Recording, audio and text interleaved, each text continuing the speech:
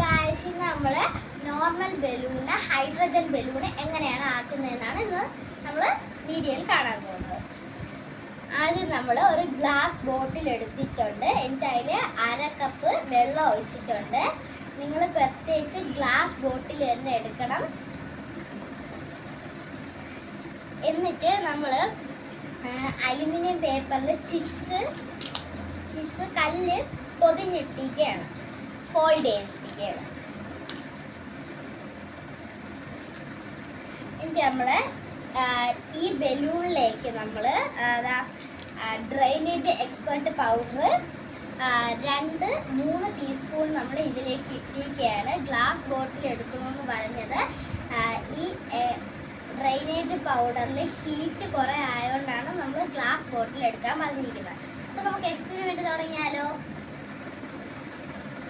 ആദ്യം നമ്മൾ aluminium fold ചെയ്ത് ചിപ്സ് ഫോൾഡ് ചെയ്ത് നമ്മൾ ഇതിൻ്റെ അകത്തോട്ട് ഇട്ടു.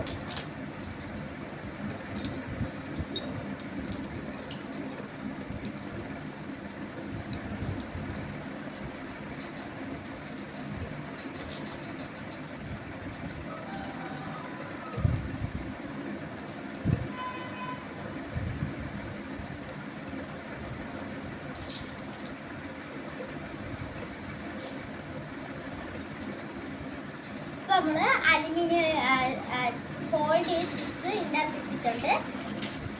പിന്നെ അടുത്തത്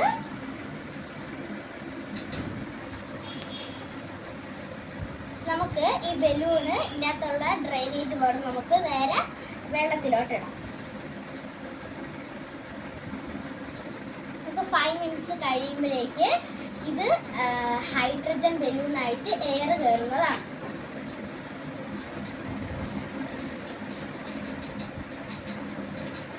ചെറുതായിട്ട് കയറിക്കൊണ്ടിരിക്കുകയാണ്.